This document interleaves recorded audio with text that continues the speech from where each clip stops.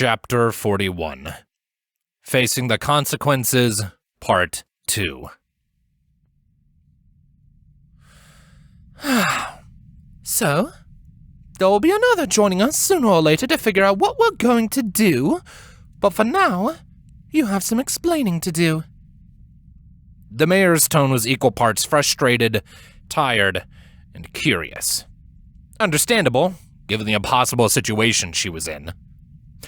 Specifically regarding those registration forms you filled out when you settled down in my town, about how you identified yourself as a unicorn with no company, to put a word to it. She gestured towards Twilight and Spike in a slow wave. I do not think I need to point out the discrepancies here. Her tone was respectful, but authoritative. Ivory's scroll was without question the one with the power here, as far as the law was concerned, and Twilight's true nature as an alicorn did little to intimidate her into bending over. She was treating Twilight the same way a regular person would be treated, yet still, she was at least respecting Twilight's dignity, something that Twilight could respect and appreciate. Now, while I do have my concerns about the first part, I'm personally far more invested in the company you keep. If I may be so audacious, could you explain your friend here? Ivory kept the same level tone throughout her request, only briefly breaking eye contact with Twilight to glance at Spike. The question was met by a raised brow on Twilight's behalf. You're not going to ask about this? A wing was raised and presented alongside the question. The mayor's outward persona faltered for a moment. Technically, there is nothing illegal about being an alicorn, and I don't believe it's a story you're going to be willing to tell me. Should have caught me an hour ago. You wouldn't have been able to stop me. Twilight joked at her own expense. But if you insist, I'm sure there's a few who would appreciate some form of explanation. It is not every day an alicorn walks into Ponyville, after all. Twilight didn't know what she had been expecting to happen when she shifted the focus to her wings on her own accord, and the new request was enough to make her sigh. It's a very long story. The short version is that there was an incident that made the Queen make me into an alicorn.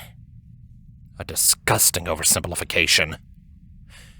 You can ask her yourself if you don't believe me, and I'd be willing to stay in custody for however long it takes for you to contact her, if that helps. It does. I suppose I shouldn't have been expecting anything more than that. It was obvious that Twilight's vague answer was a point of contention. I hope your explanation for him is a bit more descriptive, as he is one of the primary reasons for this little meeting, as well as your actions towards my town guards, of course. Before Twilight could say anything else, Spike very calmly propped his forelegs up onto the table to better present himself. She's my mom. Those 3 words got 2 very unsimple reactions from the ponies in the room. Twilight gave Spike impossibly wide eyes, her jaw hanging open, the mayor matching it. And while Twilight couldn't speak as to why Ivory was reacting like that, she knew why she was. The meaning behind those 3 words by themselves was almost enough to justify everything that had happened today.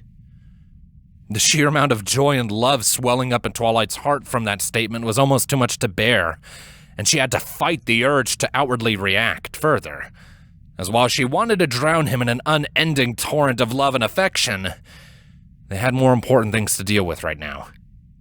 The mayor's interview being one of the bigger ones. My word, he can actually talk! Ivory's scroll stammered out without any dignity or grace. I was told that he could, but I didn't think... A thunderous crash brought everything to a stop as the door to the room was suddenly kicked in. The loud bang was followed up with a very long, irritated groan and an equally long slurp from a mug. A very tired-looking Rainbow Dash stepped into the room, carrying with her a half-drank cup of coffee and a very bad attitude. Her eyes were glazed over and unfocused, her usually unruly mane even more so, and her posture was wobbly and uncertain. She looked like she might topple over and die right then and there as she stumbled into the interrogation room, kicking the door shut behind her with just as much force as she had used to open it. The Pegasus had earlier claimed that she had been up for over 24 hours, and based on how dead tired she looked, Twilight believed it. All right, Ivory. There better be a damn good reason why your boys got me up to... The bitter words stopped right when those half-lidded eyes noticed Twilight and Spike.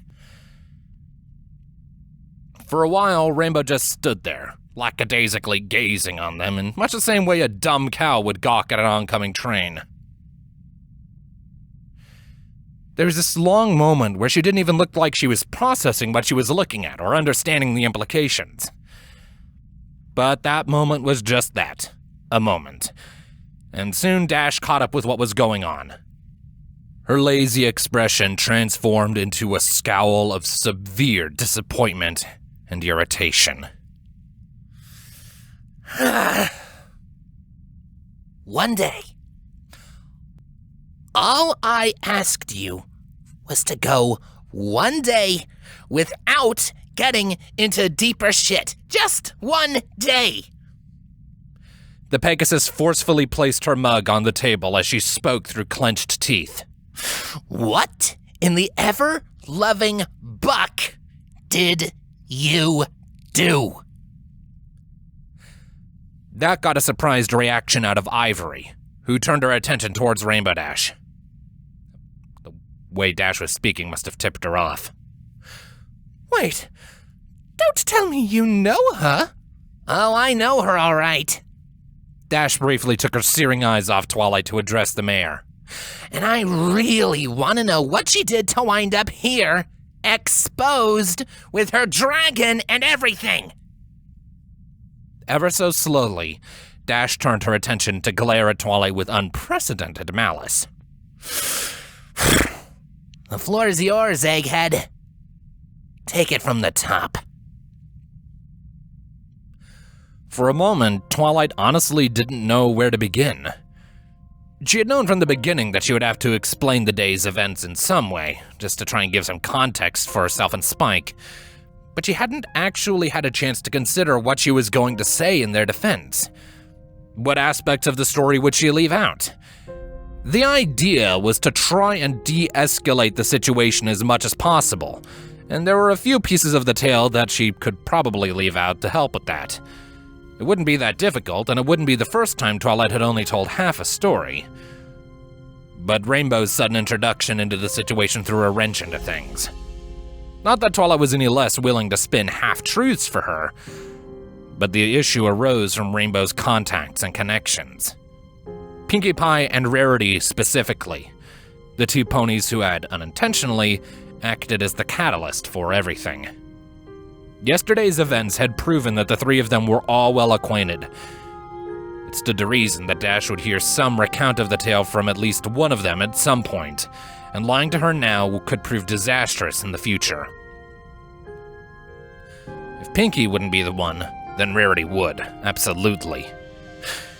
And so it seemed like the better option to just get it all out in the open now. After all, how much worse could the situation get? So Twilight, for once, did as Rainbow Dash told her, and went back to the beginning. A few of the specific details were left out of the recap, but most of everything was put out in the open. From her shameful encounter with Pinkie and Rarity, up to her standoff with the town guards and everything in between. Rainbow and Ivory, listening to this for the first time, were at a loss for words for most of it. Their reactions were varied.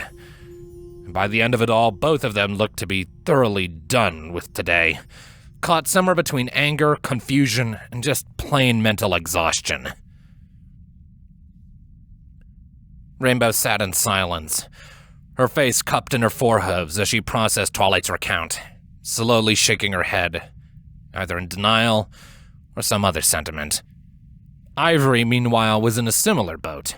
Her head was propped up by a foreleg as she sat there with her eyes closed, a long and drawn-out sigh signaling what was going through her head.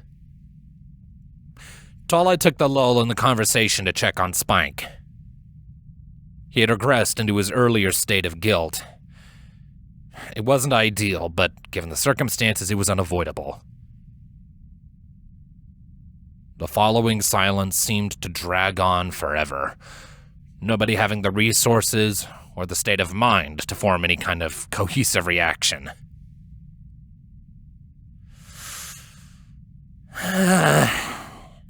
You really don't like making things easy for yourself, do you? Rainbow was the one to finally break the silence, resting her forelegs on the table with a strained look. Now, to be frank, most of it wasn't that bad, but it really wasn't good either. I'm not going to try and defend my actions. I shouldn't have done what I did, or acted how I acted. Plain and simple. Twilight said without hesitation. I'm willing to accept the consequences of what I've done, whatever they are. At least there's that. Ivory growled to herself as she reached for Dash's half-drunk mug of coffee. The long-since-cooled beverage had gone ignored by its owner, thanks to that very interesting story of Twilight's. Rainbow went to protest, but Ivory cut her off. I need this more than you, she said, before burying her snout into the lukewarm liquid. A muffled, gurgling scream could soon be heard emanating from within the porcelain cup for several seconds, before she withdrew herself with a loud gasp, her pale snout now stained by the brown beverage. All right, let's just forget about the alicorn part and the dragon thing and just focus on the bits that are actually covered by the law, all right? All right! Any and all signs of the dignified demeanor that Ivory once held were gone, replaced by this frantic and stressed-out persona. Ignoring all of that, all we have to deal with is just one case of disturbing the peace within the sanctity of your own home, one unwilling displacement of one town guard, and 7 charges of minor assault against 7 town guards.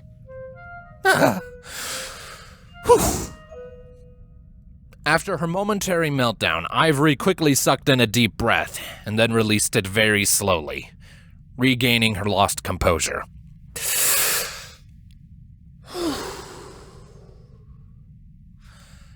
Thankfully, no one was hurt in any of these occurrences, which does make all of this a lot simpler. So, if it pleases the Alicorn and the Black Hoof, I'd like to do a follow-up with those most affected by these occurrences to see how they feel. She turned towards Twilight and Dash in turn, waiting with a startling amount of patience for their answers.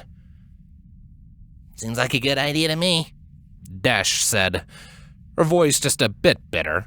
But I'm gonna have to write another report back to HQ about this. And I'll be mentioning you by name this time, Egghead.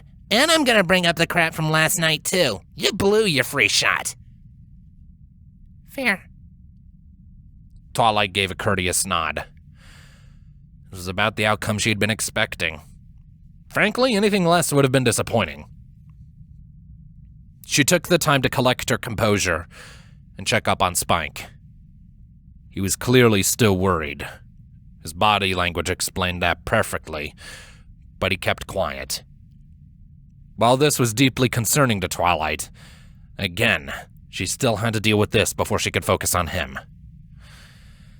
I'm going to guess that we'll be spending the night here. Ivory sighed in relief, shockingly enough. That would be preferable, given how half the town is in an uproar about your little parade through town. Rainbow Dash bopped a hoof against her head in a moment of great revelation. That's why everyone outside was freaking out. Gah! Oh, I am dumb. We'll call it protective custody for the time being, if that makes you feel any better. And I'm going to be the first to assume that you'd rather have your son with you for your stay. If you'll let me. Twilight answered boldly. If not, I know someone who'd be willing to keep an eye on him. Spike's attention shot to her, his anxiety returning. She wasn't wanting to spend any time away from him herself, but given the circumstances, it might be in her best interest to comply with the authority figure's demands as much as possible. Hopefully Fluttershy wouldn't mind watching him if it came to that, and hopefully nobody would storm her house for a good look at the long dragon. Given your story, I don't think separating you two would be good for anyone involved, and I certainly don't want to be the one to try. Ivory's statement cut deep, and Twilight had to remind herself that right now, she deserved it. All right, let's get you two in a cell. Rainbow Dash growled through his sigh as she stood from her chair. The good old mayor and I got a whole bunch of new work to get done thanks to you, so we need to get started on that right away. Unless you have something else to add? Twilight had nothing else to add, and did not resist as she and Spike were escorted out of the room and back into being led through Ponyville Precinct's halls. After everything that had happened, the orange hue of the setting sun could be seen through the few windows within the building, an indication of just how much time this whole endeavor had taken. An entire day had been blown away like dust in the wind, all because of one stupid mistake. The shame and guilt Twilight felt because of it all were neither minuscule nor ignored. She embraced the punishment that was to come her way soon enough. For the first time in her life, she was actually grateful for the wings sprouting from her back. The prestige and power they symbolized having done her at least a few favors today to counterbalance some of these severe setbacks. If nothing else, they had stopped the authority figures she had surrendered to from separating her from Spike during her willing incarceration. It was a small victory, but after today, she was going to take what she could get. They were swiftly escorted by Rainbow Dash towards the rear end of the complex, leaving behind the office-like portions of the station in favor of a long hallway with holding cells on either side. As they passed each barred room, it became increasingly clear that there weren't very many ponies here at all. Most of the cells were empty, and those few that were occupied were only occupied by hungover-looking individuals, likely due to a rowdy night of drinking. Either Ponyville crime rates were very low, or there was another complex for more permanent tenants. Twilight didn't know for sure, and she didn't really care either. Psst, egghead, Dash whispered, stepping to walk side by side with Twilight as opposed to leading her. Don't think you're getting off easy. I have to waste my time dealing with your mess, so I'm putting you to work dealing with mine. Capiche? Twilight turned her head and quirked a brow. Excuse me? Remember what I said this morning? About me letting you help out more? Well, just do what comes naturally and keep me in the loop. Dash's words brought back hazy memories from earlier that morning. A point in time that felt like a lifetime ago to Twilight after everything. And don't tell anyone else.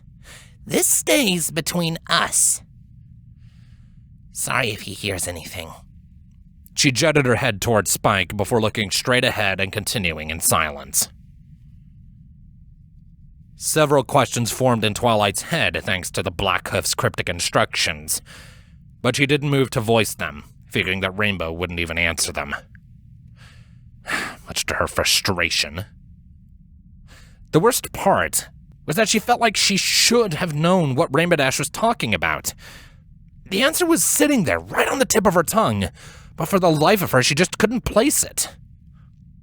Today had been an exhausting endeavor, physically and mentally, and Twilight just was not in the right headspace to make these connections right now. Before long, they arrived at the deepest point of the facility, signaled by the hall coming to an end and the last 2 holding cells coming into view. Rainbow ushered Twilight and Spike into one of them, locking the door behind them with a hefty metallic clang. A purely symbolic gesture, as there were at least 100 ways Twilight could get out of there without even having to think about it. But she didn't have any plans on doing that anytime soon. Rainbow didn't say anything, before turning and leaving the alicorn and her dragon to their own devices within their new temporary residence. Twilight? Spike finally spoke up. We're gonna be okay, right? Of course we are. There wasn't a shred of doubt in Twilight's answer. It's a little messy right now, but we'll come out of it all right. We always do. But you attacked people. I saw it. The despair in Spike's voice was even more heartbreaking than the prospect of losing him. They're not just gonna let that go. No, they won't. Twilight paused, taking in a deep breath and letting it out, before walking over to him. Much like earlier, she embraced him with hoof and wing, in an attempt to comfort him. She smiled slowly when he returned to the hug. But I promise things will get better. It might take a while. It might take a long time. But it will get better. I promise. The 2 of them stayed like that for a long time, motionless and silent. Both were scared right now, for different reasons, but they were able to take comfort in one another's presence. Even if her concern wasn't necessarily with their emotional well-being, the mayor's kindness in letting the 2 of them remain together did great work in assuaging their concerns and making things just a little bit easier. And although it was just for a moment, just a short, fleeting little moment, Twilight and Spike were able to ignore how bad the situation they were in was. For that one moment, they weren't worried about whatever troubles the near future would bring to them. There would certainly be consequences, severe ones, but they could be dealt with later. Like all good things, though, this moment had to end. Soon enough, Twilight heard something stirring in the cell across from theirs. At first, she assumed it to be another drunkard moving to get a better look at their new neighbor, and readied herself to ignore whatever drunk or hungover comments came her way. But it wasn't a drunken slur, nor hungover whine that came to her, but she sincerely wished it had been. Well, well, well. I see they've finally decided to apprehend you too. An all too familiar voice almost sang out, before taking on a far more sinister tone. Took them long enough to get you, though. Twilight squeezed Spike closer, her head snapping over to see who was incarcerated just across the hall. And much to her surprise, the amber eyes of her former employer were looking back. Looking to be much less hungover than this morning, Knox Onwood sat in the center of his cell with a bitter scowl, clearly just as unhappy to see Twilight as she was to see him. For a moment, the Sarogian's presence here was a mystery to Twilight, until the memory of Pinky barging into her home came back to mind. She'd come barging in to tell Twilight that Onwood had been arrested, an incident that Twilight herself had put into motion. The pieces all fell into place like dominoes. The irony of that cruel twist of fate bit at her sharply, but not as sharply as the much more recent memory of Dash's unusual instructions and why she had given them. But Twilight figured it all out quickly enough. This sentence of protective custody had just become an interrogation. and she had been unwillingly appointed as the lone interrogator.